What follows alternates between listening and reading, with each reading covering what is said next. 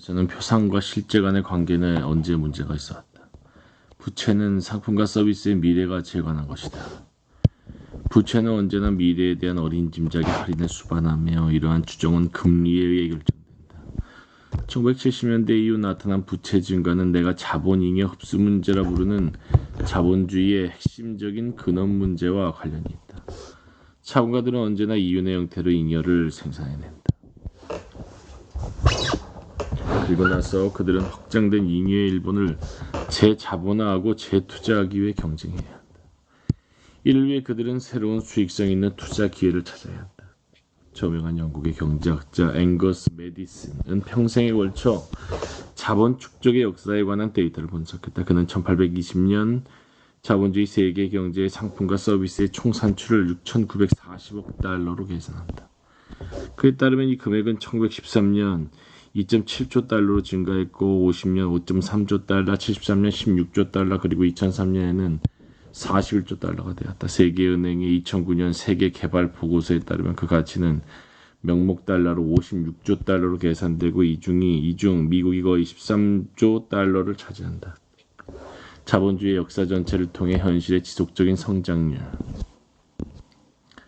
성장률은 연간 약 2.25%로 계산된다. 이는 1930년대에는 마이너스였으며 1945년에서 73년 기간은 거의 5%로 매우 높았다. 현재 경제학자 간에 그리고 금융 언론 내 합의된 주장에 따르면 대부분의 자본가가 적절한 이윤을 올리는 건전한 자본주의 경제는 그 성장률이 연간 3%다. 성장률이 이보다 낮으면 경제 침체로 간주된다. 성장률이 1%보다 낮으면 불황과 위기라는 단어가 나온다. 이는 많은 자본가들이 이윤을 얻지 못한 상황이다. 영국 총리 고든 브라운은 2009년 늦가을 검증되지 않은 낙관론의 기초에 세계 경제 규모가 앞으로 20년이 지나면 2배 이상이 될 것이라고 주장했다. 오바마 대통령도 2011년이 되면 우리는 3%의 정상적 성장 궤도에 복귀할 것이라고 기대한다.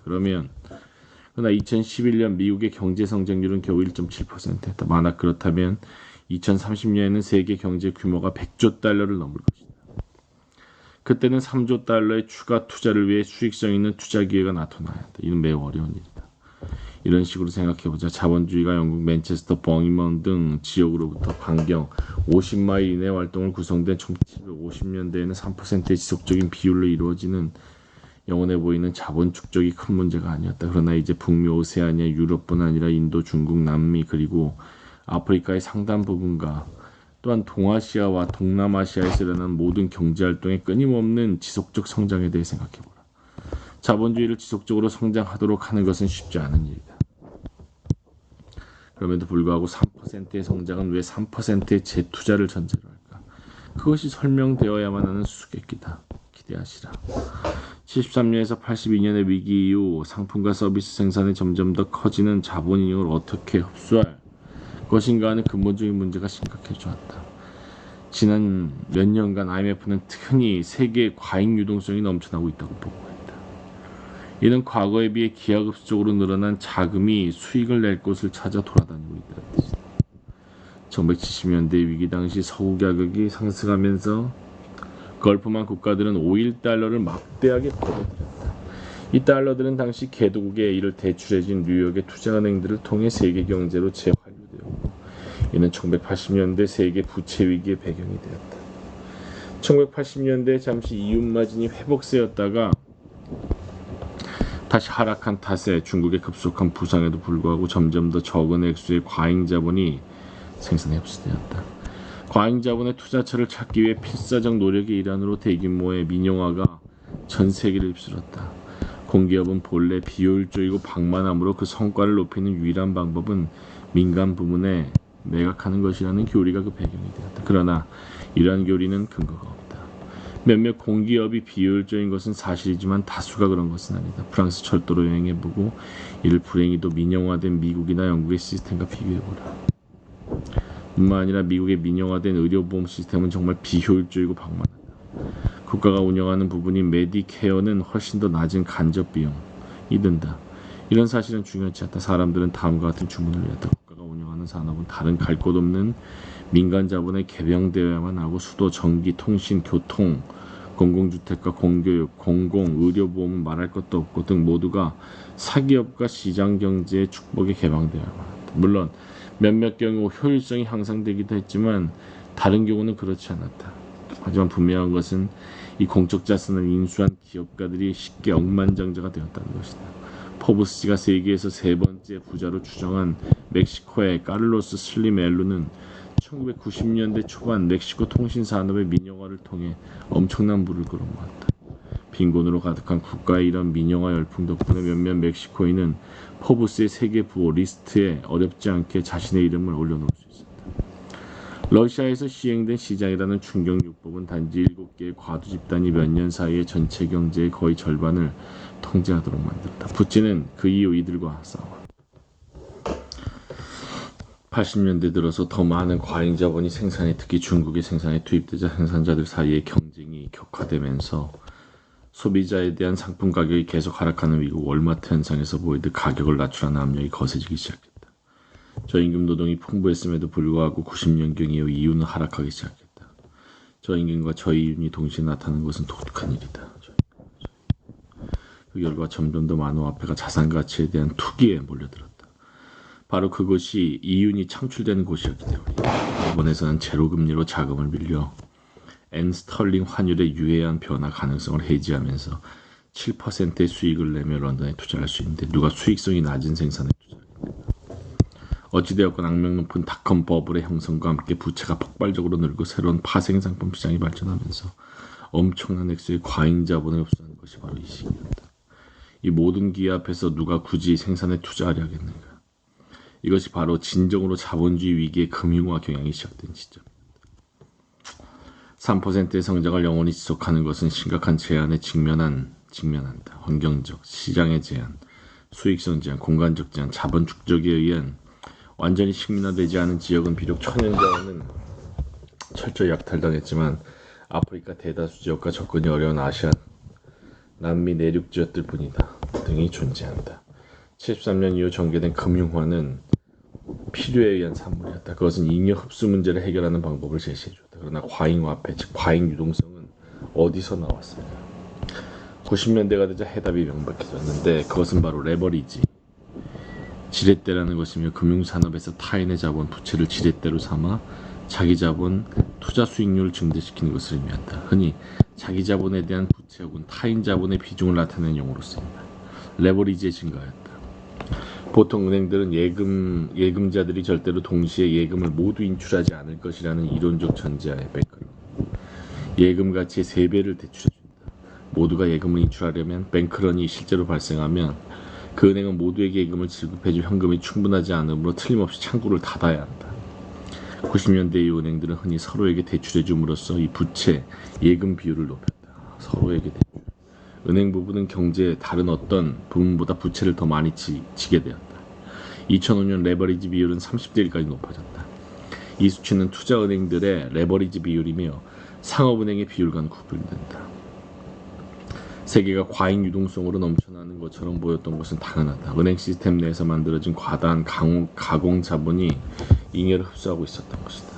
그것은 마치 은행 공동체가 자본주의라는 펜트하우스에 틀어박혀 지하실의 노동자들은 무엇을 하고 있는지 전혀 생각하지 않고 자기들끼리 거래하고 레버리지를 높여 막대한 양의 화폐를 만들어낸 것과 같았다. 몇몇 은행이 문제에 빠지자 은행들 간의 신뢰는 약화되었고 레버리지에 기초한 가상의 유동성은 사라져버렸다. 디레버리징, 부채 축소를 통해 금융기관이 레버리지를 낮추는 행위. 이 시작되었고 은행 자본의 엄청난 손실과 감가가 발생했다. 지하실의 노동자들은 이제 펜트하우스의 거주자들이 지난 20년 동안 무엇을 하고 있는지 분명히 알게 되었다. 정부의 정책은 문제를 완화한 것이 아니라 악화했다. 은행에 대한 구제금융은 전 국민적 구제라 부르는 것은 온당치 않다. 이는 그저 은행과 자본가 계급의 부채와 위법을 오직 그들만의 문제를 납세자들이 구제해 주는 것이다. 정부의 문제가 은행에 지급되었지만 정부의 앞에 미국에서는 2009년 현재까지 주택을 차압당한 주택 소유자들이나 국민 전체에게 이 화폐가 돌아가지 않았다. 은행들은 이 자금을 다른 이에게 대출해 주는 것이 아니라 그들의 레버리지를 줄이고 다른 은행을 매입하기 위해 사용하고 있다. 그들은 권력을 강화하기에 바쁜 것이다. 이런 불공평한 처리는 금융기관에 맞서는 지하 거주자들의 대중적 정치적 분노를 불러일으켰다. 우파와 여러 언론들이 주택 소유자들을 향해 자신이 감당할 수 있는 것보다 더 많은 부채를 졌다며 그 무책임과 무능을 비판했음에도 대중의 분노는 사라지지 않았다. 그제야 자본가 계급의 미래 지배력에 심각한 정당성 위기가 발생하는 것을 막기 위해 미지근한 정책들이 제시되었다. 일단 은행들은 대출을 재개하면 우리는 신용을 이끌어가는 경제로 다시 돌아갈 수 있을까? 만약 그렇지 않다면 왜일까? 지난 30년간 생산의 질이, 이 단어는 지리로 통하여 번역한다. 지형도라는 의미로 이해도 무방하다. 생산의 지리와 정치, 경제적 권력의 위치가 극적으로 재편되었다. 2차 대전이 끝났을 때 많은 이들이 자본가 사이의 경쟁과 국가의 보호주의가 전쟁에까지 이른 각국의 갈등에서 주된 역할을 했다는 점을 잘 이해했다. 평화와 번영을 달성하고 유지하기 위해서는 국제적 정치 교섭과 국제무역을 위한 더욱 개방적이고 안전한 체제, 즉 원칙적으로 모든 이가 이득을 얻을 수 있는 체제가 성립되어야만 했다. 당시 자본주의 주도 세력이던 미국은 주요 동맹국들과 함께 세계 질서를 위한 새로운 체제를 만들어내기 위해 그 지배적인 지위를 이용했다. 미국은 탈식민화와 이전 제국들, 영국, 프랑스, 네덜란드 등의 해체를 추구했고 국제연합과 국제무역의 규칙을 규정한 1944년 브레튼 우주 합의를 이끌어냈다. 냉전이 시작되자 미국은 비공산주의 진영을 택한 모든 국가의 보호를 제공, 판매하는 데 자신의 군사력을 사용했다. 간단히 말해 미국은 비공산주의 세계 내에서 헤게모니 권력을 지위를 떠맡았다. 이것은 자본 인형을 흡수하기 위한, 또한 세계의 가능한 한 많은 부분의 개방을 유지하기 위한 세계적 동맹을 이끌었다. 미국은 보편적 선을 위한 행동하는 것처럼 보였지만 실제로는 그 자신의 목표를 추구했다. 2차 대전 이후 유럽과 일본의 자본주의 경제 회복을 위해 미국이 제공했던 지원이 이러한 전략이었다. 미국은 강제와 동의를 함께 이용해 세계를 지배했다. 44년 브레튼 우주 회의 당시 영국 대표이자 유명한 경제학자 존 메이너드 케인즈는 어떤 나라 한 나라가 통제할 수 없는 세계적 통화 단위의 도입을 주장했다. 어떤 한 나라가 통제할 수 없다. 미국은 달러와 금 사이의 고정 환율에 의해 지지되는 미국 달러가 그 역할을 해야 한다고 주장하며 이 계획을 거부했다.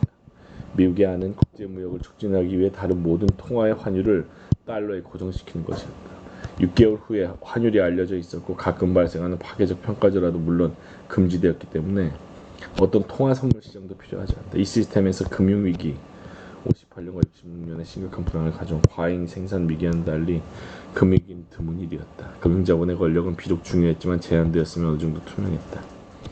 미국이 이기주의적으로 달러를 찍어내는 것을 자제하는 한 이 시스템은 적절하게 작동했다. 그러나 60년대 베트남 전쟁과 당시 총각 버터 전략으로 불린 위대한 사회라는 반빈곤 프로그램 탓에 68년 이후 달러는 위기에 빠졌다. 너무 찍어낸 거야. 미국 기업들이 그들의 과잉 자본을 해외로 옮기기 시작한 것도 바로 이 시기였다. 미국의 통제를 받지 않는 과잉 달러가 유럽의 은행 시스템으로 쌓이고 있었다. 달러와 금 사이의 고정 환율에 대한 믿음도 약화되기 시작했다. 하지만 과연 무엇이 그것을 대체할 것인가?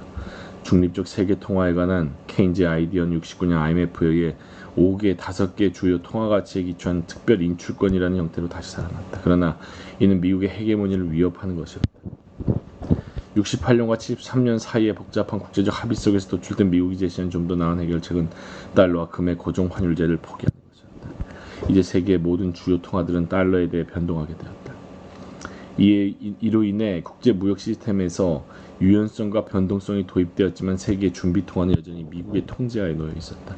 그 결과 미국의 헤게모니에 대한 하나의 도전을 다른 것으로 대체하는 것이었다. 만약 달러가 강하게 유지되려면 미국 경제의 생산적인 력은 경쟁국들보다 우위는 아니더라도 적어도 그만큼 강해야 한다. 80년대가 되자 일본과 서독의 경제가 생산성과 효율 면에서 미국보다 앞섰고 숨겨진 또 다른 경쟁의 위협들이 존재한다는 것은 분명해졌다. 그렇다고 미국이 보호주의로 회귀할 수는 없었다. 미국은 과잉 자본 흡수의 수단으로 더욱 자유로운 국제무역 추진을 주도해야만 했다. 간단히 말해 미국도 경쟁을 해야만 했다. 이제는 국민국가 체제 안에서 독점적 경로를 따라 발전했던 자본주의가 훨씬 더 국제적으로 경쟁이 치열해져 갔다. 일본과 독일의 자동차 회사들이 미국의 자동차 시장에 갑자기 진출했던 것을 생각해보라. 금융자본은 미국 국내에서 그리고 국제적으로도 이윤율이 가장 높은 곳으로 과잉 자본을 배분하기 위해 앞다퉈 움직였다. 대부분의 산업들의 입장에서 그곳은 결국 미국이 아니었고 미국에서도 특히 동북부와 중서부 전통적인 생산 중심지들이 아니라 서부와 남부였다. 그 결과로 전 세계에서 무자비하고 치열한 생산의 재조직화와 재배치가 나타났다. 피츠버그, 셋필드 그리고 SN의 철강 산업에서 문바이의 직물 산업에까지 모든 곳에서 오래된 생산 중심지의 탈산업화가 나타났다. 이와 동시에 산업화가 세계 경제 내에 완전히 새로운 공간에서 놀랍게 진전되었다. 이는 특히 특정한 자원이나 조직적인 이점을 가진 곳으로 한국, 타이완, 방글라데시, 멕시코의 마길라도라 같은 세금 면제, 특별 생산지구 혹은 중국의 주장 삼각주, 중국 주장 하구의 광저우, 홍콩, 마카오를 연결하는 삼각지대 중심의 지역에 만들어진 수출지구 등이었다. 대부분 노동절약적인 고도의 경쟁적 기술 혁신을 수반한 생산 능력의 세계적 변화는 전 세계의 노동규율을 강화하는 데 기여했다. 미국은 생산의 영역에서 이전의 지배력을 잃었지만 중요성을 잃은 것은 아니다. 여전히 거대 금융 권력을 거머쥐고 있었다. 미국은 기술과 금융혁신의 우위에 기초한 혹은 지적 재산권으로부터 나오는 지대 추출에 갈수록 더욱 의존했다. 이는 금융이 과도한 규제에 의해 부담을 받으면 안 된다는 것을 의미했다. 2008-9년 미국 금융 부문의 붕괴는 미국의 헤게모니를 위태롭게 했다. 미국이 독자적으로 부채에 기초한 회복 계획에 착수할 능력은 90년대 이후 축적된 엄청난 부채와 국내의 완고한 보수주의적 반대로 인해 정치적으로 제한되어 있다. 지난 수년간 미국은 하루에 약 20억 달러를 해외로부터 차입해왔고 대출자들, 중국과 다른 동아시아 국가들의 중앙은행 그리고 걸프만 국가들의 중앙은행은 미국 경제가 대마불사라는 이유로 대출을 계속해 주었으며 따라서 미국의 경제정책에 대한 대출자들의 영향력도 뚜렷해지고 있다. 한편 세계의 준비통화로서 달러의 지위는 위협받고 있다. 중국은 케인즈의 독창적 제안을 되살려 민주화된 IMF가 관리하는 특별 인출권 형태의 세계통화를 만들어내야 한다고 주장했다. 세계통화. 이는 미국의 금융 헤게모니를 위협하는 것이었다. 냉전의 종말도 공산주의의 위협에 대항하는 군사적 보호를 의미 없게 만들었다. 매우 다른 경로를 따른 중국, 베트남과 함께 구소련의 국가들은 세계 자본주의 경제 시스템에 통합되어 왔다. 이는 잉여의 흡수에 새로운 기회를 만들어내면서도 또한 잉여의 창출을 가속화하는 문제를 제기한다. 또 다른 적에 대한 대항, 소위 테러와의 전쟁 대항하여 세계의 다른 지역을 미국의 군사적 보호하에 두려는 시도는 성공하지 못했다. 우리는 이러한 맥락에서 오바마의 당선 직후 발표된 2025년의 세계에 관한 미국 국가정보위원회의 수수께끼 같은 예측을 이해해야만 합니다. 이 보고는 그때가 되면 미국이 여전히 강력한 국가이겠지만 세계를 지배하는 국가는 더 이상 아닐 것이라는 아마도 미국 공식기관 최초의 예측이었다. 이에 따르면 세계는 다극화되고 집중도는 약화질 것이며 테러 조직으로부터 비정부, NGO까지 비국가 행위자들의 중요성이 커질 것이다. 무엇보다 현재 진행되는 서양에서 동양으로의 전례 없는 상대적인 부와 경제적 권력의 이동이 계속될 것이다. 이 전례 없는 이동은 18세기 이래 부가 오랫동안 동아시아, 동남아시아, 남아시아로부터 유럽과 북미로 유출되어 오는 상황, 애덤 스미스가 국부론에서 유감으로 여기며 지적한 이 상황을 역전시켰다. 60년대 일본의 부흥, 70년대 한국, 타이완, 싱가포르, 홍콩의 등장, 80년대 이후 중국의 급속한 성장, 그리고 90년대 인도네시아, 인도, 베트남, 타이, 말레이시아의 산업화 발전은 자본주의 발전의 무게중심을 바꿔왔다. 물론 그 과정이 순조롭지는 않았으며 97, 98년 동아시아와 동남아시아 위기 때는 부의 흐름이 일시적으로 이 지역으로부터 월스트리트, 유럽 그리고 일본의 은행들로 다시 흘러갔다. 만약 위기가 자본주의의 발전에서 근본적으로 재구성되는 순간이라면 미국이 현재 금융 시스템에서 벗어나기 위해 막대한 규모로 적자 재정을 수행해야 하고 그 적자가 잉여를 저축했던 국가들, 한국, 중국, 일본, 타이완 그리고 걸프만 국가들로부터 주로 메워져야 한다는 사실은 현재의 위기도 그러한 전환의 순간일지 모른다는 것을 의미한다. 지금 미국과 영국이 처한 어려움은 월스트리트와 런던시티가 97, 98년 동아시아와 동남아시아에 행한 일에 대한 보복으로 해석될 수도 있다. 조반 아리기가 94년 그의 책 장기 20세기에서 상세히 설명했듯이 이와 같은 구조적 변동은 이전에도 일어났다. 금융화 시기가 헤게모니 변동에 선행하는 명백한 패턴이 존재한다. 헤게모니는 영속적 축적을 위해 시간의 흐름에 따라 작은 국가, 예를 들어 베네치아에서 더 큰 국가, 예를 들어 네덜란드, 영국, 미국으로 이동했다. 보통은 내부에서 잉여가 가장 많이 생산되는 또는 많은 잉여가 곡물이나 제국주의적 수탈 형태로 흘러드는 국가가 헤게모니를 지닌다. 2008년 전세계 총생산은 56조 달러였는데 이 중 13조 달러를 미국이 차지한 덕택에 미국은 여전히 세계은행이나 IMF 같은 국제기구의 주요한 주주로서의 역할을 통해 그렇게 하듯이 세계 자본주의의 지배적인 주주이며 세계적인 정책을 지배할 수 있다. 반면 세계의 생산활동과 부의 축적을 보여주는 지도를 보면 오늘날 70년과는 근본적으로 다르다. 아시아는 급속한 추격에 성공했다. 아시아.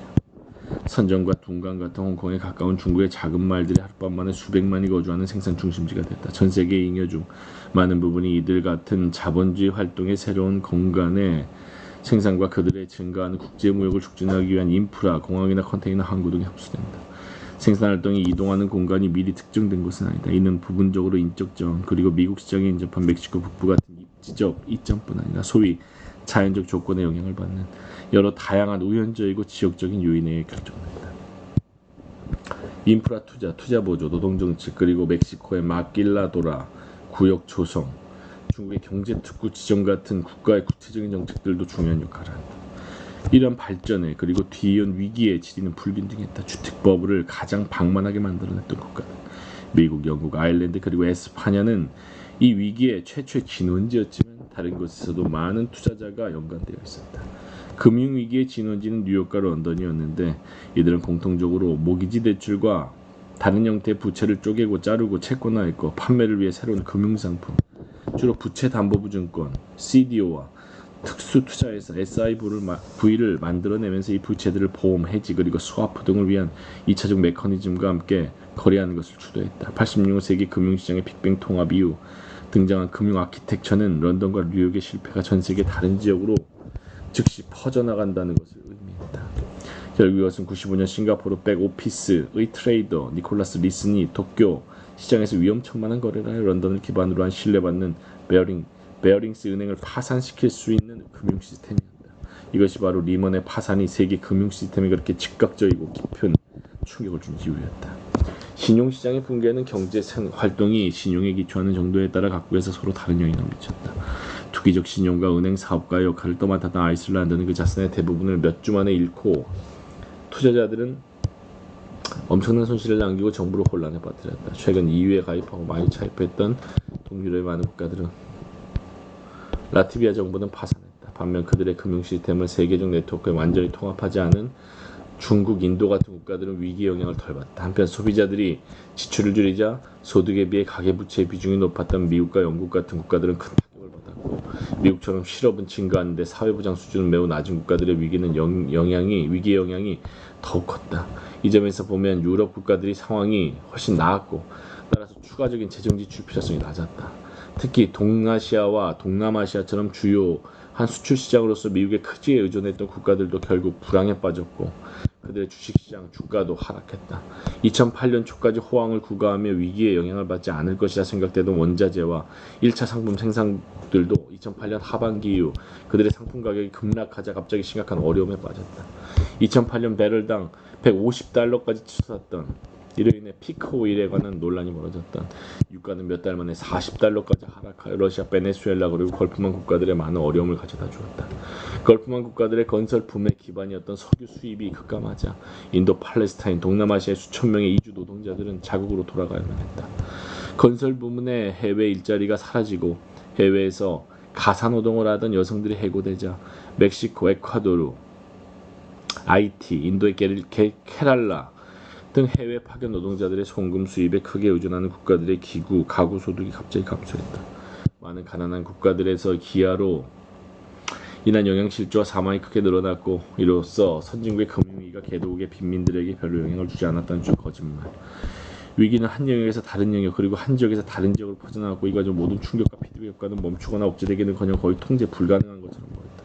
사람들은 처음에는 예기치 못한 사건들에 크게 놀란 듯했으며 99년 시애틀 시위 이후 표면화 가속화됐다가 9.11 테러 이후 사그라진 국제적 자본 행태의 대중시위가 갑자기 다시 등장했다. 이번 시위는 그 대상이 더 구체적이었다. 지리적으로 매우 균등하게 전개되었고 불균등하게 전개되었다. 프랑스의 파업, 중국의 시위, 인도의 독립봉기, 그리스 학생 시위가 나타났다. 미국에서 차압당하거나 버려진 주택을 태거자들이 점거하는 운동이 등장하기 시작했다. 분명한 것은 자유시장 만능주의 시대였던 90년대 탈냉전기 지배한 영미식 세계경제 발전 모델에 대한 믿음이 허물어졌다는 것이다. 그렇다면 자본주의에서는 왜 주기적으로 이런 위기가 발생합니까? 이에 대답하기 위해 현재 자본주의가 어떻게 작동하는지 더 잘 이해해야 한다. 이번 위기를 예측하는 데 실패한 경제이론과 주류학파가 우리의 논쟁을 주도하고 우리의 사고를 지배하며 정치적 행동의 토대가 된다는 것은 명백히 문제가 있다. 이러한 지배적인 정신적 개념을 극복하지 않고서 태초가 즐겨 말했듯이 애초에 이러한 위기를 일으킨 종류의 자본주의를 어설프게 수리하는 것 외에는 대안이 없을 것이다. 어설프게 수리.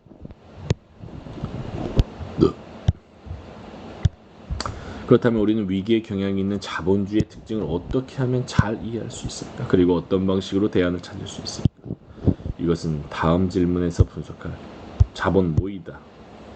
자본주의는 어떻게 생존하고 이 위기의 경향을 지니는가? 이러한 질문들에 대답하기 나는 먼저 자본이 왕성하게 축적되는 데 필요한 조건들을 설명할 것이다. 그리고 영속적 성장을 가로막는 잠재적 장애를 규정하고 과거 이것이 어떻게 극복되었는지 살펴볼 수 있다. 그러고 나면 현재의 주요한 장애물이 무엇인지 볼 수 있을 것이다. 자본은 사물이 아니라 화폐가 더욱 많은 화폐를 벌기 위해 끊임없이 투입되는 과정이다. 이 과정을 시작하는 자본가들은 매우 다양한 모습. 금융자본가는 이자를 받고 다른 이들에게 대출을 통해 더 많은 화폐를 벌고자 한다. 상인자본가는 상품을 싸게 구입해서 비싸게 판다. 지주는 그들이 소유한 토지와 재산이 희소한 자원인 덕택에 지대를 수취한다. 지대 수취자는 로열티와 지적재산권으로 화폐를 번다. 자산거래자는 이윤을 벌기 위해 예를 들어 주식과 지분의 소유권, 보험을 포함한 부채와 계약 등을 교환한다. 국가도 자본과 비슷하게 행동할 수 있다. 예를 들어 국가가 조세 수입을 통해 성장을 촉진하고 더 많은 조세를 걷어들이기 위해 인프라에 투자하는 경우가 그러하다. 18세기 중반 이후 지배적이 된 자본의 순환은 산업자본 혹은 생산자본의 순환 형태를 띈다. 이 경우 자본가는 일종의 화폐를 갖고 특정한 기술과 조직 형태를 선택하여 시장으로 가서 필요한 양의 노동력과 생산단, 원자재, 물리적 설비, 중간재, 기계류, 에너지 등을 구매한다. 구매된 노동력은 자본가의 감시에서 수행되는 유효한 노동 과정을 통해 생산수단과 결합된다. 그 결과 상품이 생산되는데 그것을 소유한 자본가는 이윤을 위해 시장에서 그것을 판매한다. 다음날 자본가는 명백해질 여러 이유로 인해 어제의 이윤의 일부를 새로운 자본으로 전환하여 생산 과정을 더욱 큰 규모로 새로 시작한다. 만약 기술과 노동 형태가 변하지 않으면 그 자본가는 둘째 날에는 더 많은 이윤을 창출하기 위해 더 많은 노동력과 더 많은 생산수단을 구입해야 할 것이다. 이러한 과정은 무한지속된다. 서비스와 엔터테인먼트 산업에서는 이 과정이 약간 다르게 나타난다. 이는 머리카락을 자르거나 대중을 즐겁게 하는 노동 과정이 그 자체로 판매되는 상품에 따라서 비록 많은 준비 시간이 필요하지만 생산과 상품의 판매 사이에 시간차가 존재하지 않기 때문이다. 제공되는 서비스가 되게 사적인 성격이 있다 보니 확장을 위해 재투자해야 할 필요성은 크지 않다. 물론 상점과 영화관, 체인, 커피숍 그리고 심지어 사립 고등학교 기관 등 서비스 산업이 확장되는 사례들도 많긴 하지만 말이다. 자본의 순환에서는 그 흐름의 연속성이 매우 중요하다.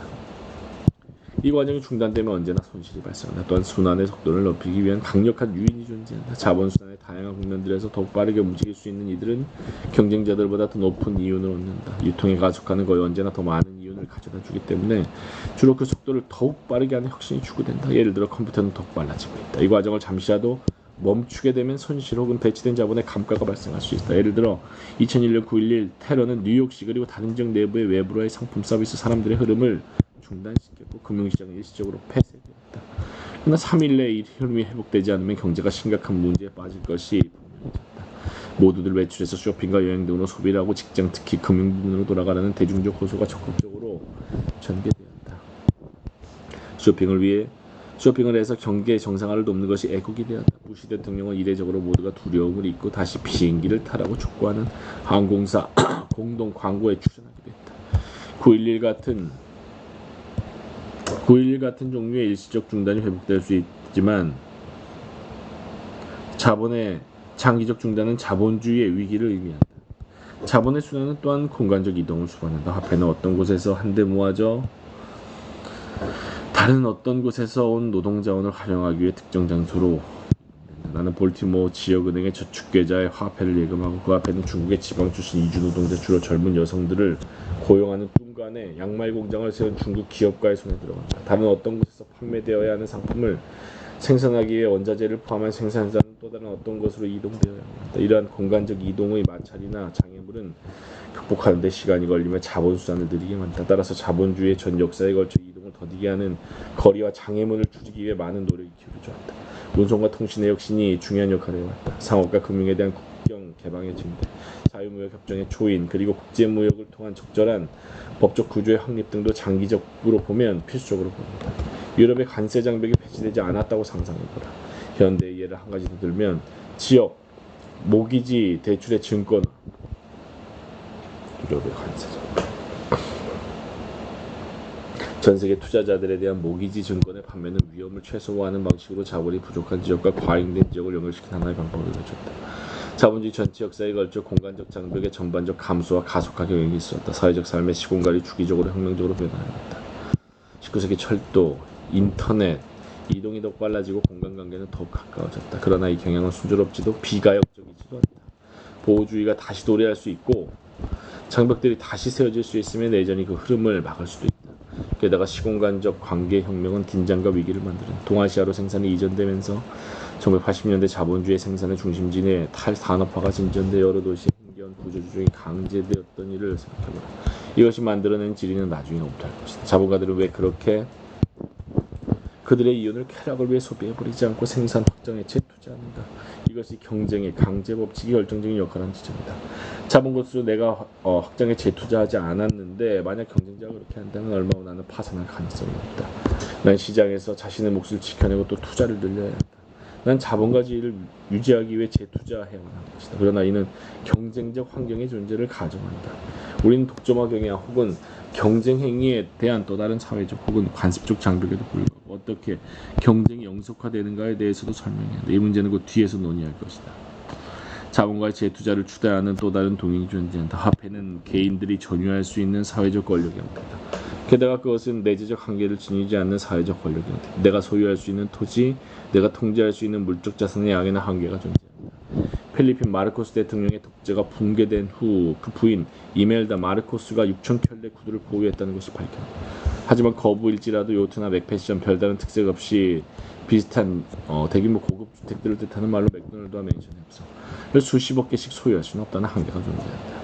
그러나 개인이 수십억 달러의 화폐를 가질 수 있듯이 화폐에는 내재적 한계가 존재하지 않는다. 화폐의 무한성, 그것이 제동하는 사회적 권력을 통제하려는 필연적 욕망이 더 많은 화폐를 갈구하는 사회적 정치적 유인을 두루 제공한다. 그리고 더 많은 화폐를 얻는 중요한 방법 중 하나는 내일 더 많은 잉여를 창출하기 위해 어제 얻은 잉여 자금을 재투자하는 것이다.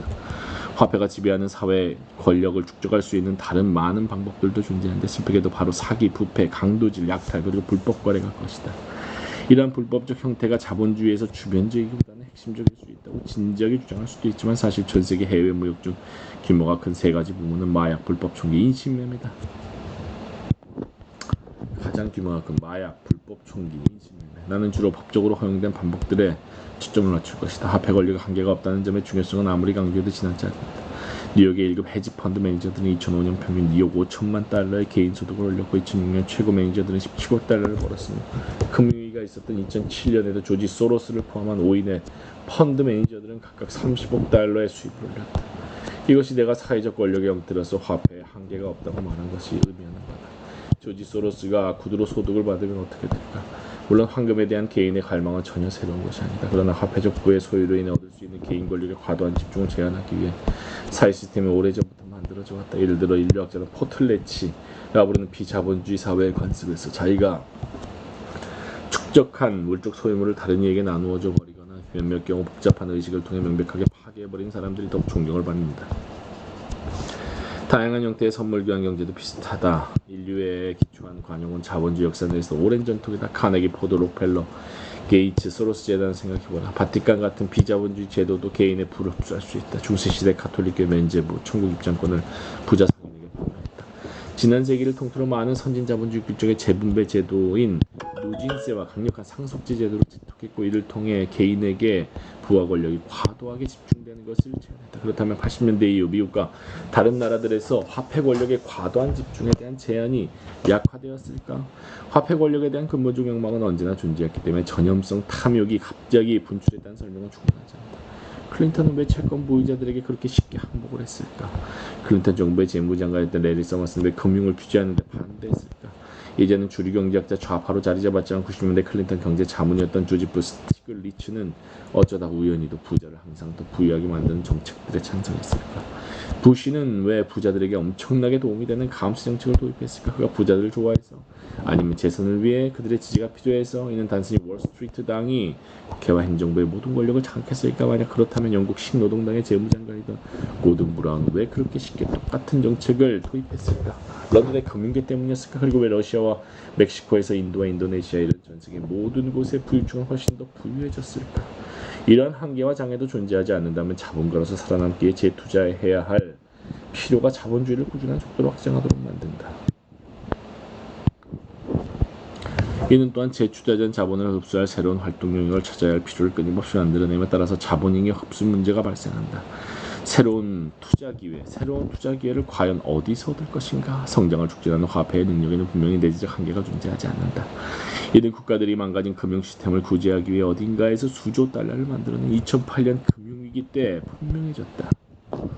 그 밖에도 자본의 순환에는 또 다른 잠재적 장애들이 존재하며 그 가운데 하나라도 만약 극복될 수가 없다면 잉여 생산과 재투자가 중단된 상황으로 정의되는 위기가 발생할 수 있다. 그러면 성장이 멈추고 자본을 수익성 있게 사용할 수 있는 기회에 비해 자본이 과다하거나 과잉 축적된 것처럼 보인다. 만약 성장이 재개되지 않는다면 과잉 축적된 자본은 감가되거나 파괴된다. 자본주의 역사지리는 이러한 과잉 축적 위기에 사례들도 가득한데 몇몇은 국지적이고 단기적이었지만 다른 것은 더 큰 규모였고 또 다른 경우는 체계 전반적이었고 나중에 전 세계적 규모가 되었다. 전반적인 위기의 경우 자본의 많은 부분은 그 가치입니다. 현재 위기의 경우 2009년 세계 자산 가치가 약 50조 달러에 이른 손실을 발생했다.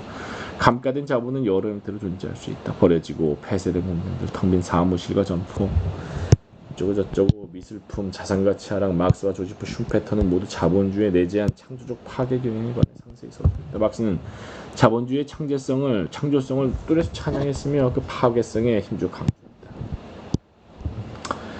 레닌과 모든 막스주의 전통은 이를 따랐다. 슌페터주의자들은 자본주의의 무한한 창조성을 찬양하며 그 파괴성은 주로 산업을 하는데 흔히 드는 비용 문제를 비록 그들은 때때로 그 파괴성을 불행하게도 통제 불가능해진다고도 인정했지만 그 비용은 결국 자본가들 사이의 전쟁이었던 양차 세계대전의 인명피해를 고려하면 슌페터주의자들이 생각한 것보다 훨씬 커졌지만 적어도 최근까지는 장기 지속, 역사가 지속되는 시간대를 역사학자 헬레낭 부도델은 네 가지로 구분하는데 그중 두 번째로 긴 시간대를 의미하며 중세나 근대 같은 시기가 그 사례다.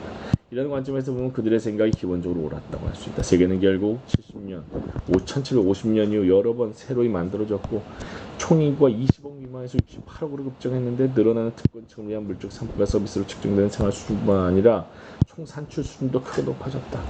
지난 200년 동안 자본주의가 이룩한 성과는 놀라울 정도로 창조적이었다. 그러나 현재 상황은 아마도 과거 언제보다도 막스가 묘사했던 상황과 비슷할 것이다. 이는 더욱 불안정해진 세계 경제 내에서 사회적 계급적 불평등이 심화되었기 때문만 합니다.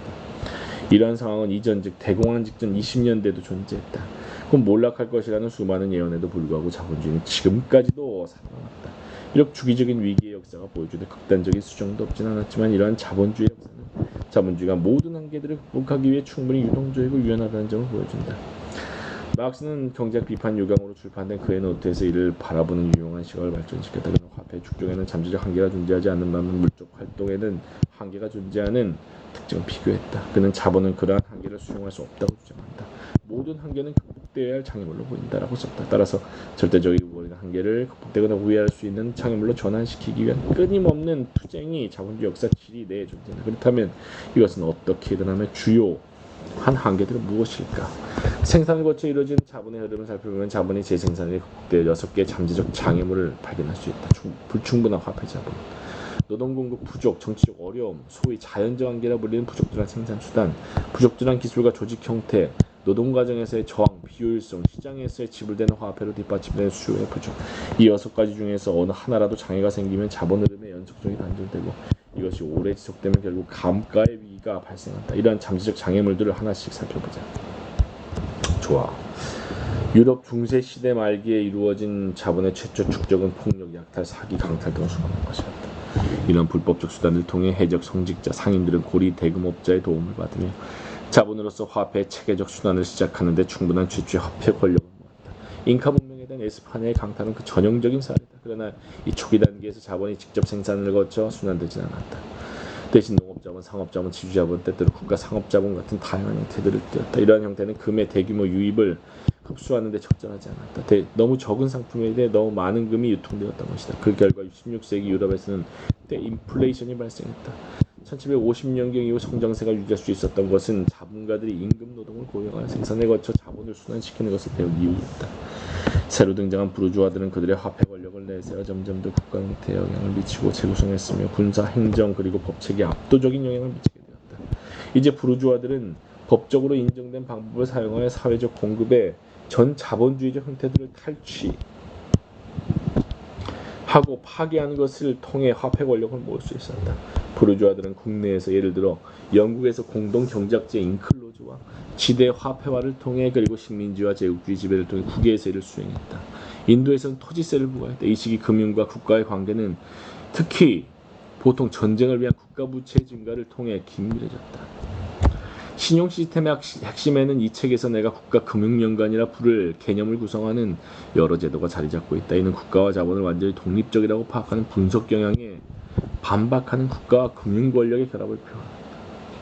이는 국가와 자본이 그때나 지금이나 하나의 동일체를 구성한다는 의미가 아니고 국가의 자본 형상과 화폐 흐름에 대한 관리가 자본의 순환으로부터 분리되는 것이 아니라 통합되는 지배와 구조들, 과거의 경우 화폐 주주에 대한 권력, 오늘날의 경우 존재한다는 세가 차익금이 국고로 유입되고 국가의 기능, 화폐와 상품화, 사유화됨에 따라 그 반대의 관계도 성립됩니다. 어제 생산된 잉여에서 오늘 새로운 자본으로 전환되는 양이 늘어나는 것과 마찬가지로 오늘 투자된 화폐에서 어제 수취한 이윤이 차지하는 비율. 이는 이전 시기 수행됐던 폭력적인 축적을 더 이상 필요로 없게 만드는 것처럼 봅니다. 그러나 탈취에 의한 축적은 최초의 화폐 권력을 모으는데 여전히 한 몫을 한다. 불법적 수단들. 서브프라임 모기지 시장에서 혹은 더 중요하게는 마약 거래, 폭력, 범죄, 합법적 수단들과 함께 사용된다. 합법적 수단들은 물과 교육 같은 이전의 공동 소유 자원으로 생각되던 것들의 사유와 자산을 강탈하기 위한 수용권, 사용, 자산 탈취 결과가 뒤따른 인수합병 같은 수단들의 광범위한 실험, 파산 절차를 통해 연금과 의료보험 의무를 파기하는 것 등을 최근 위기 동안 많은 이들이 경험한 자산의 손실은 더 큰 규모의 축적으로 전환될 수 있는 탈취의 형태로 생각될 수 있다. 투기꾼들이 이들 자산을 싸게 구매하여 상황이 개선되면 큰 이윤을 남기고 매각하게 됩니다. 이것은 동남아시아 위기의 헤지펀드, 이 지역이 입은 막대한 손실, 금융 중심지의 근본을 채운다. 오늘날 확장에 사용될 수 있는 자는 어제 축적에서만 나온다면 시간이 걸쳐 점진적으로 개인의 손에 화폐 자본이 직접될 것이다. 그러나 신용 시스템은 다수의 화폐 권력이 다른 수단들을 통해 매우 빠르게 동원될 수 있도록 해준다. 이것은 중요한데 왜냐하면 18세기 프랑스의 유토피아 생시몽이 오래전에 주장했듯이 자본주의의 장기적인 발전을 지탱하는 데 필요한 철도 같은 대규모 사업을 시작하기 위해서는 대규모의 자본 제휴가 필요하기 때문입니다. 이것이 바로 생시몽의 이론을 공부한 19세기 연예인가 페레르 현재가 성공적으로 이룩한 화합이었다. 그것은 1850년대 오스만 남작이 파리 제2건축관계를 새로 설립했던 새로운 신용기관들에 의해 가능했다. 파리의 대로들도 이때 닦인 것. 19세기에 등장한 유한책임 주식회사와 다른 기업 주식 형태들의 경우에도 몇몇 이사와 경제들의 통제에 엄청난 금액의 화폐 권력, 보통 수많은 소액의 개인 저축으로부터 축적 집중되었다. 우호적이면서 적대적인 인수합병 차임, 매수 등은 오랫동안 큰 규모의 사업이었다. 이런 활동은 수타를 통해 축적이 새롭게 계속되는 것을 가능하게 했다. 최근에 블랙스톤 같은 사모펀드가 보통 공기업을 인수하여 재주식한 다음 자산을 탈취하고 노동자를 해고하는 막대한 이윤을 남기고 시장에 되판다. 또한 대자본은 소자본은 시장에서 축출하기 위해 수많은 수단을 사용한다. 대개는 신용 메커니즘의 도움을 받아 동네 구멍가게나 영세사업, 대기업에 자리를 내주는 방식의 수탈. 또 오래된 관행이다. 자본순환의 시작 단계에서 어떻게 자본, 화폐 자본을 조직하고 구성하고 모을 것인가 하는 문제는 결국 사라지지 않는다. 제철 공장 건립이나 막대한 액수의 초기 화폐 자본이 지출을 필요하고 시작과 종료 사이의 시간 간격이다. 예를 들어 국가가 아니라 자본의 연합체인 민간 컨소시엄이 영국과 유럽을 잇는 채널, 터널 같은 대규모 인프라 산업을 감당할 수 있게 된 것도 비교적 최근에 있다. 지속적인 성장을 통해 자본주의 규모 확장됨에 따라 이런 대규모 인프라 프로젝트가 더욱더 필요해진다. 전 세계적인 자본 이동을 촉진하기 위해서는 자본이 과잉된 지역과 부족한 지역을 연결하는 지리적 네트워크도 발전되어야만 한다. 이와 관련해서도 금융 서비스 산업, 국가 그리고 국가 간의 관계에는 기나긴 혁신의 역사가 존재한다. 이것의 주된 목표는 세계 시장을 무대로 하는 자본의 자유로운 순환을 가로막는 어떠한 잠재적 장애물도 극복하는 것이다. 이는 자본잉여 흡수 문제에서 계단식의 공간적 해결이 하는 가능성을 열어둔다. 19세기 말 영국처럼 과잉 자본이 너무 많다면 그러면 그것은 미국, 아르헨티나 혹은 남아프리카 공화국 등 자본을 가장 수익성 있게 높게 사용할 수 있는 곳으로 보내면 된다. 타이완에 과잉 자본이 있다면 착취 공장을 세우면 된다. 1970년대 걸프만 국가들의 자본잉여는 뉴욕의 투자은행들을 통해 멕시코로 보냅니다. 결국 이 모든 것들을 효과적으로 이루어내려면 자본의 국제적 흐름을 촉진하고 규제하기 위해 브레튼 우주 하에서 확립된 것과 같은 국가와 유사한 국제기구의 창설이 필요하다. 여기서 주축이 되는 것은 세계은행, IMF 그리고 바젤의 국제결제은행 등이다. 그러나 세계 각국 중앙은행과 재무부가 국가금융연관의 국제적 버전을 위해 세계적 금융 아키텍처에 협조하는 데 적극 나섬에 따라 OECD와 G7 등 다른 조직도 중요한 역할을 수행한다. 하지만 이러한 국가 금융연관의 역할에 관해서는 두 가지 중요한 점이 지적되어야 한다. 첫 번째는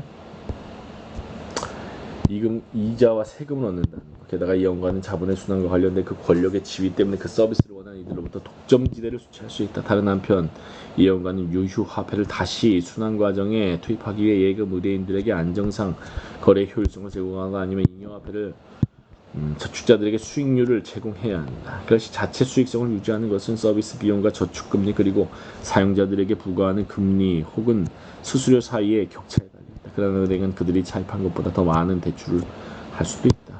은행이 그들이 지닌 예금보다 3배 더 대출했는지 30배 더 대출했는지 큰 차이가 있다. 레버리지가 상승한다는 것은 매우 단순하게는 은행 시스템 내에서 화폐가 창출되며 이윤이 급속도로 증가함을 의미한다. 현 위기 상태가 발생하기 직전 금융 부분의 수익성은 크게 높아졌다. 미국의 총이윤 중 금융 서비스에서 나온 비중은 70년 15%에서 2005년 40%로 상승했다. 따라서 화폐 권력을 모으고 분배하는 것을 전문적으로 하는 신용 시스템과 기관들은 시간이 지남에 따라 더욱 중요해진다. 신용 시스템의 잘못된 구성과 우리가 현재 목격하고 있는 신용 시스템 내부의 위기는 자본 축적의 발전을 가로막는 잠재적 요인입니다. 신용 시스템에 의한 화폐 권력의 집중은 자본주의 발전의 궤적에 수많은 함의를 지닌다. 적어도 그것은 생산자, 상인, 지주, 개발업자, 임노동자 그리고 소비자를 압도하는 엄청나게 잠재력이 큰 사회적 권력을 금융업자라는 특권 계급에게 부여한다. 게다가 자본의 집중도가 높아질수록 독점력의 강화 그리고 경쟁의 약화라는 위험이 생기며 이는 불황을 유발할 수 있다. 따라서 자본주의 국가들은 과도한 독점력에 대항하여 법의 제정을 통해 경쟁을 촉진해야만 하는 처지에 처하기도 한다. 예를 들어 미국의 반독점법 혹은 유럽의 독점위원회, 그러나 집중된 신용 권력에 지배된 국가금융연관은 국가독점 자본주의라는 이름이 가장 잘 어울리는 형태로 나타날 가능성이 크다. 미국의 많은 비판적 이론가들이 60년대 상황을 묘사한 방식도 그렇다. 폴 베론과 폴 스위지는 중요한 저작인 독점 자본을 66년에 출판했다. 1960년대 영향력이 컸던 프랑스 공산당의 공식적인 주장은 국가 독점 자본주의에 대항해 투쟁하고 있다는 것이었다. 자본의 순환은 본질적으로 위험하고 언제나 투기적이다. 투기는 근본적으로 수익률이 마이너스인 곳에 과잉 자본이 투자하지만 시장의 분위기가 이를 숨기고 있는 상황을 가리킨다. 수익률은 실제로 마이너스지만 과잉 자본 버블이 발생해서 시장 분위기가 이를 숨기고 있다. 예를 들어 90년대 엘론은 손실을 효과적으로 감추었고 그 은행 시스템이 그랬던 것처럼 실제 손실에도 불구하고 가공적인 이윤을 계속 만들어냈다. 이는 우리가 일반적으로 투기적 잔치라고 부르는 특별한 투기적 잔치. 그러나 모든 자본의 순환은 본질적으로 투기적이라는 것을 기억하는 것이 중요하다. 프랑스 소설가 에밀 졸라는 투기, 즉 도박이 핵심적인 메커니즘이며 우리 시대의 엄청난 사건의 핵심 그 자체다. 그것은 피를 유혹한다. 모든 종류의 원천으로부터 작은 시냇물을 통해 피를 모으고 다시 모든 방향으로 이를 강물처럼 흘러보낸다. 그리고 그것이 큰 사업 자체인 화폐의 거대한 순환을 만들어낸다는 것을 이해해야 합니다. 자본의 순환이 시작될 때 투입되었던 화폐는 그것이 끝날 때 반드시 이윤으로 실현되지 않을 수도 있다. 마지막에 잉여가 실현되면 우리는 기업가의 성장점을 상상합니다. 창조성에 대해 찬양한다. 그러나 그렇게 되지 않으면 대개 기업가의 특별한 잘못은 있다. 우리는 보통 그 자본가를 투기꾼이라고 비난한다.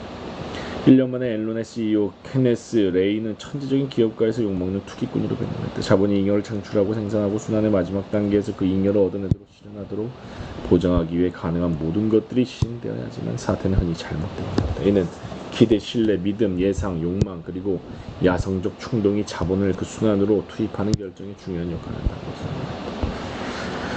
많은 소규모의 저축들을 모아 이자를 대가로 자본가에게 대출해주는 금융 시스템의 안전성에 대한 신뢰 정도만큼의 투자자의 심리가 중요하다. 만약 내가 은행을 신뢰할 수 없다면 나는 베개 밑에 금을 모아놓을 것이며 이는 자본가에 대출될 수 있는 대부 자본을 감소시킬 것이다. 영란은행만큼 안전한이라는 속담은 언제나 이러한 믿음을 보여주는 대중적인 상징법이었다. 막스가 말했듯 신용은 매우 청결하다. 신용은 순수한 믿음의 기초에 있다. 그러나 때때로 기대가 과도해지고 자금 조달이 무척 방만해져서 금융 시스템 자체 내부에 고유한 금융위기가 발생한다.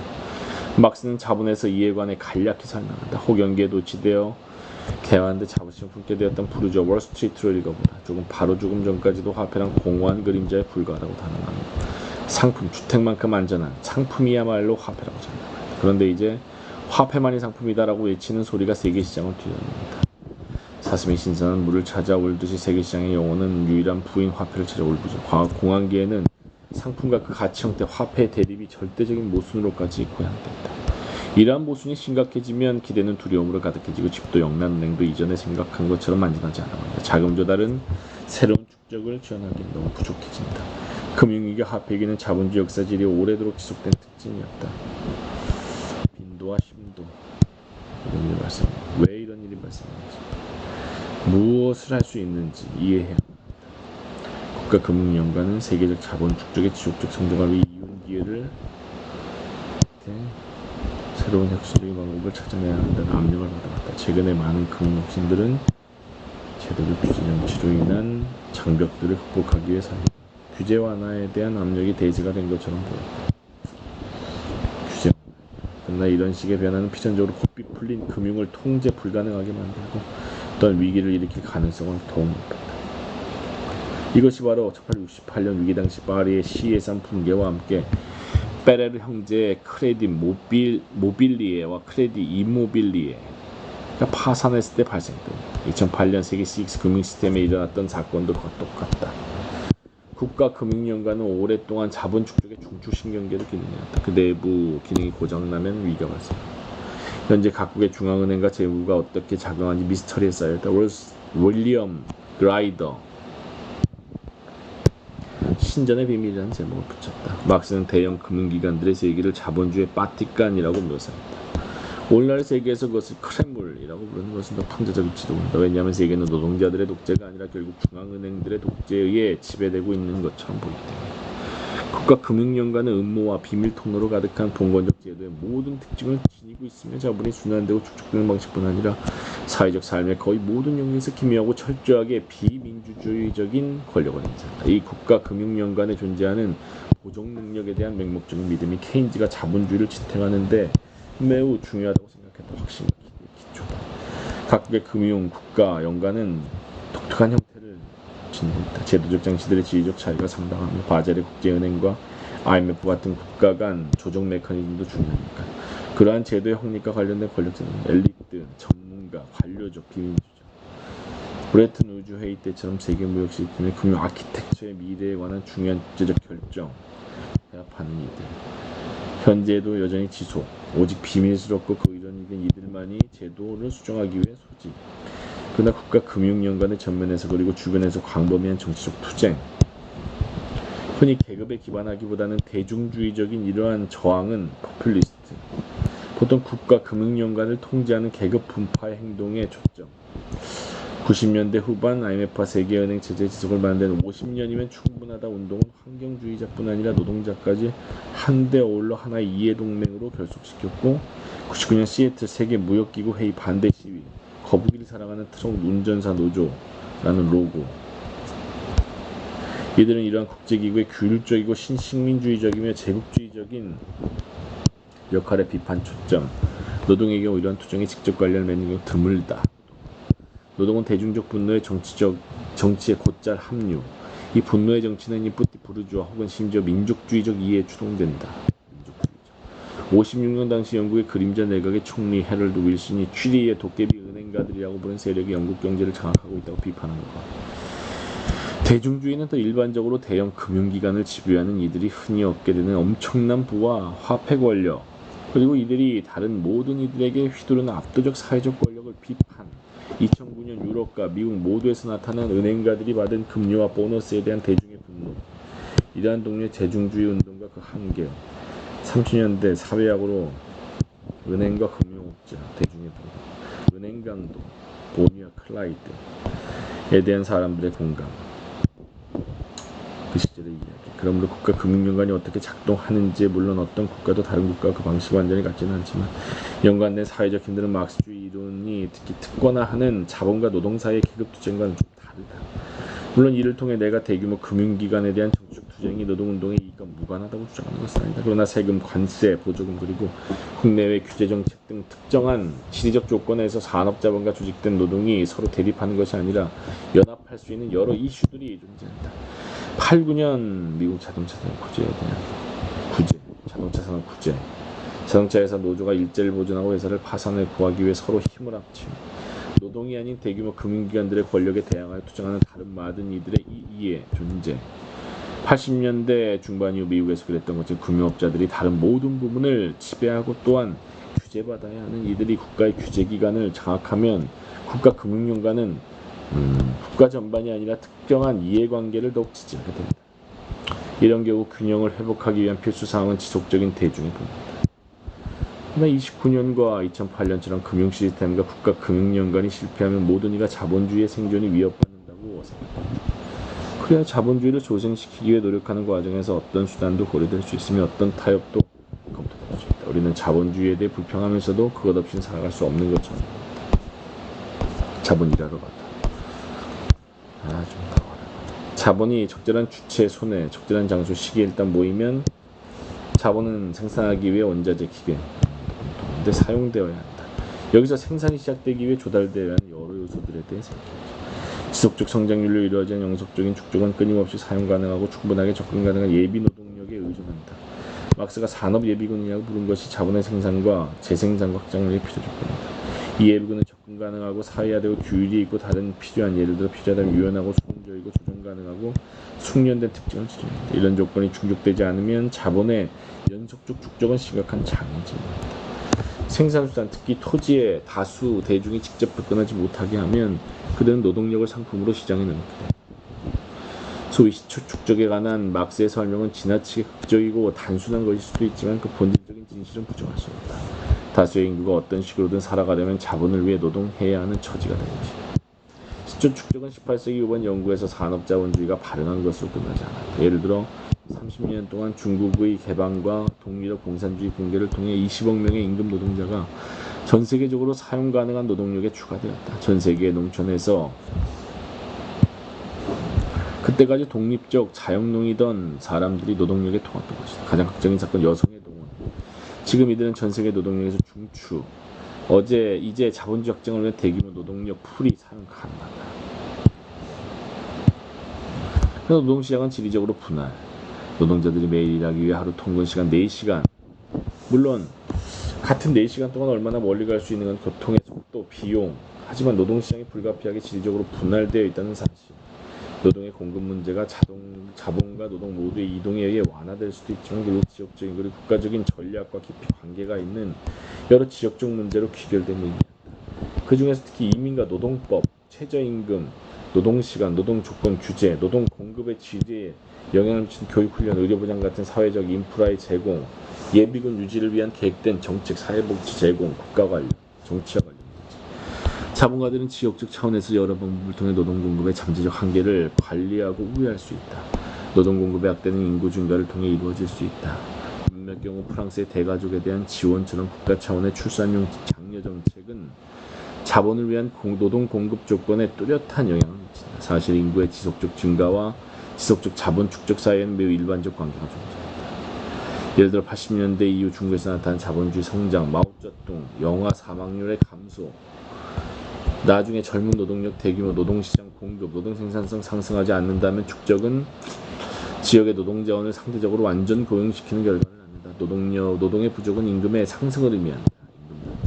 임금은 축적의 확대를 방해하지 않으며 더 많은 노동자가 고용되기 때문에 계속 높아질 수 있지만 축적이 둔화되고 노동에 대한 수요가 줄면 낮아진다. 높은 임금은 수익성을 떨어뜨리기 때문에 때때로 자본가들은 재투자를 거부하며 사실상 파업에 들어간다. 이로 인한 실업이 노동자들이 더 낮은 임금을 수용하도록 다시 규율할 수 있을 것이라고 이러한 자본 파업 실제 존재, 실업률이 10% 이상 치솟았던 레이건 불황이 부분적으로 이런 성격, 노동 부족 문제 해결을 위한 자본의 이득이 되는 다른 많은 방법, 노동 절약적 기술과 조직 혁신은 사람들을 해고하고 산업 예비군으로 한다. 이렇게 정리해고당한 노동자를 유동적 산업 예비군이 되고 이들의 존재는 임금을 하락시키는 압력, 자본은 노동의 공급과 수요 모두를 동시 관리. 신기술의 도입에 저항. 러다이트 운동. 45년경 선진 자본주의 국가들의 일자리 안정의 대가로 신기술을 도입하는 생산성 합의, 노조의 협상이 중요해. 자본가의 대안적 전략은 아직 프롤레타리아 대장의 일부의 동원. 이를 위해 가장 명백한 최근 중국의 경우 주로 농민과 농촌 인구, 농민과 농촌.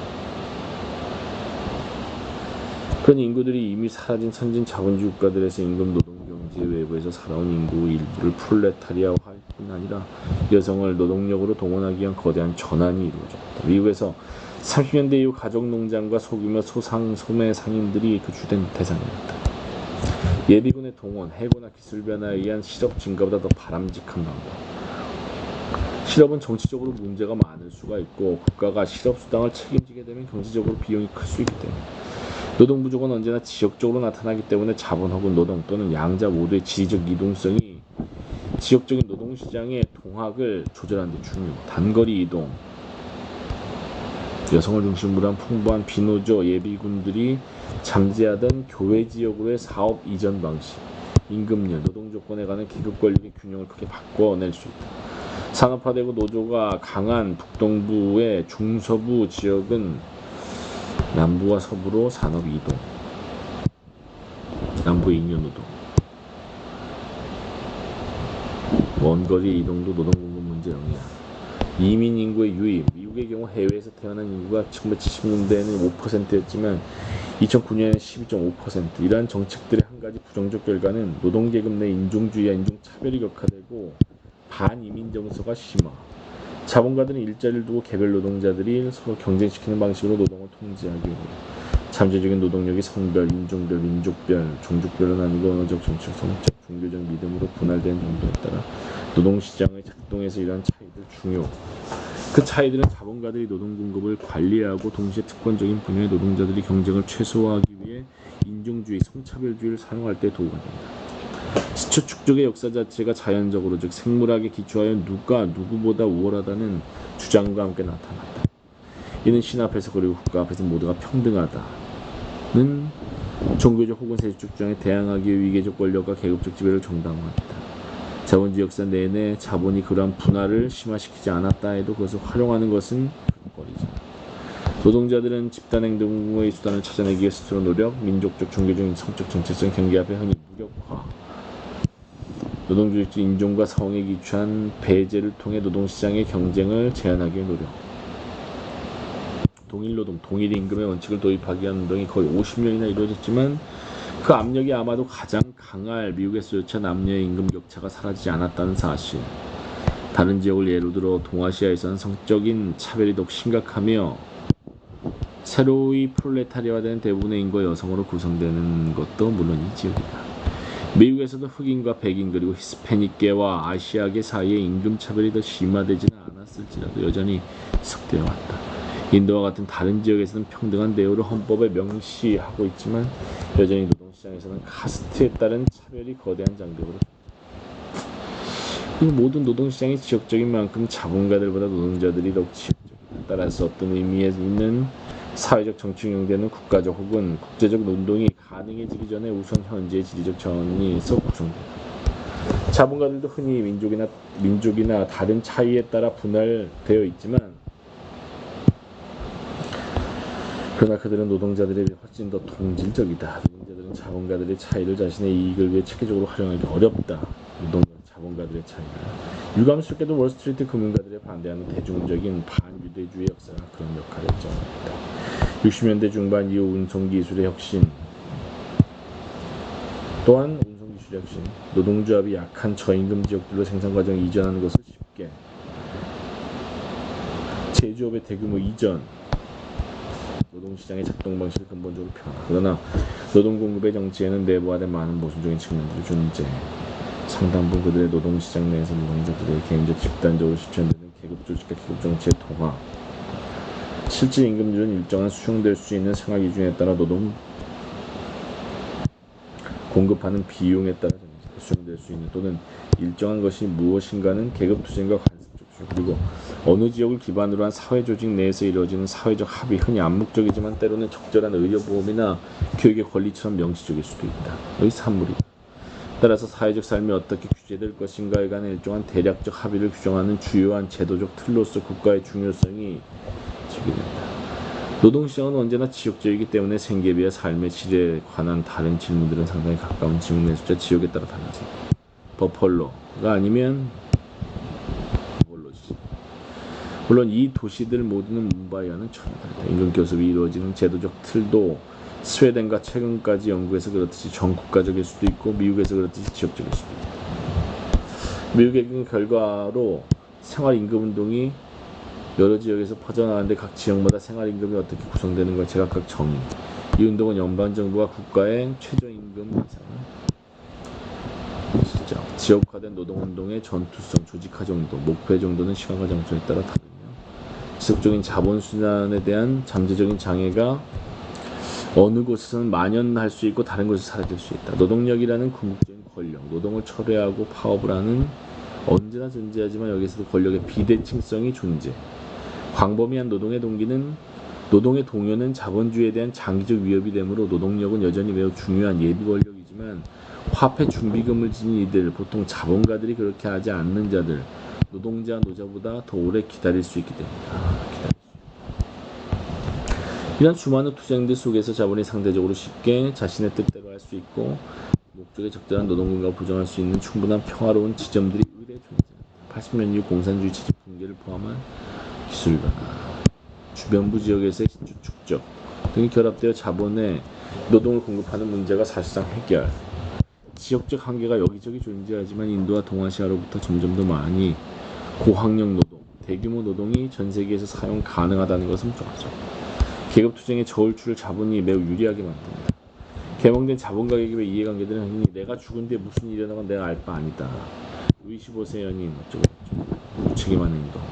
정치라는 즉 서로 격렬하게 경쟁하는 개별 자본가들의 이해관계를 만들어 노동력의 가치를 떨어뜨리기 위해 더 값싼 임금제 노동 공급에 보조하는 정책 프로젝트 주변에 결집할 수 있는 것은 바로 이런 상황. 19세기 중반 영국 산업자본가의 이해가 빵의 공급 가격을 떨어뜨리기 위해 미래 수입 관세 인하를 추구했고 미국에서 중국으로부터 값싼 소비재 수입에 기초하여 월마트 현상이 나타났을 때도 그렇다. 그들은 또한 의료보험, 교육, 주택 공급을 통해 노동 공급의 질을 향상시키는 투자를 할 수 있고 헨리 포드, 시간당 $5.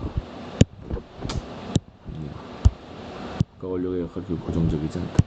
노동이 너무 잘 조직되어 있고 너무 강력하다면 자본가에 앞서 보았듯이 피노젠트, 레이건, 세처, 콜 등의 경우처럼 국가기구 자본 요구를 수행할 수 있는 명령 하려들 것이 봅니다. 다른 한편 좌파 정당들을 통한 노동의 조직화는 여러 곳 스칸디나비아 그리고 특정 시기 60년대 사회민주주의 합의처럼 정반대의 결과를 낳을 수 있다. 하지만 1970년대 이래 세계 여러 지역에서 국가 권력을 사용하여 강력한 노동조직이라는 장애를 뛰어넘으려 했던 시도는 매우 효과적이었다. 다른 방법으로 자본이 노동 공급 조건에 약한 노동조직을 포함하여 기업 환경이 가장 이로운 것, 반노조적이고 소위 노동한 권리가 강한 미국 남부의 주들로 이동하는 것, 보조금을 지불하지 않더라도 촉진하는 것이다. 자본 투자, 경쟁, 숙명. 따라서 국가기구의 노동이 대학과 공무원 지역적 기득권 여전히 존재. 이는 지역 세금 기반에 더욱 기여할 첨단 제조업 유치, 막스주의의 적절한 노동공급을 방해하는 장애들로 인해 위기 발생, 소위 이윤 압박, 위기 이론은 노동과정과 노동시장, 그래서 계급투쟁은 끊임없이 내포. 이는 노동과정과 노동시장 모든 문제. 자본이 왜 이 장애를 극복하거나 우회하기 위한 다른 방법 발견되지 않는다면 위기 발생. 이윤 압박의 훌륭한 사례. 노동자원의 관리와 노동조직, 노동공급의 정치는 확실히 이 시기의 정치 지배. 많은 유럽 지역과 심지어 미국에서 노동계급의 조직이 상대적으로 강력. 모든 나라에서 조직된 노동의 힘을 두려워하거나 좌파 정치 정당을 통해 조직된 노동의 이해에 부분적으로 굴종. 이것이 지속된 자본 축적의 심각한 장애 야기. 1970년대 80년대 초반 신자유주의의 대두를 통해 자본이 이 장애물을 어떻게 우회했는가가 여러 면에서 현재 우리가 직면한 딜레마의 본질. 자본주의의 생존은 지속적인 축적을 가로막는 이 잠재적인 장애의 끊임없는 극복 혹은 우회에 달려 이 책을 쓰고 있는 2009년 이윤 압박 징후 없다. 예비적인 노동력이 모든 곳에 존재하고 자본가들이 그에 접근하는 데 지리적 장벽은 거의 존재하지 않는다. 전 세계적으로 나타난 노동계급 운동에 대한 정치적인 공격이 거의 모든 곳에서 노동자들의 심각한 저항을 미미한 수준으로 감소. 노동 문제 사라지지 않는다. 노동 불안. 언제나 어느 곳에서나 심각한 문제. 실업의 증가. 중국 실업자 수 2천만 명. 프롤레타리아와 인구 내부에서 소요가 끊임없이 발생. 노동자 투쟁의 일시적 불균등 발전은 귀추가 주목. 자본 노동관계 자본주의 동항에서 언제나 핵심적인 역할, 위기의 근원. 그러나 최근 노동이 강하고 자본이 약한 것이 아니라 반대로 자본이 너무 강력하다. 자본가들은 자본을 재투자할 때 그들이 시장에서 사용 가능한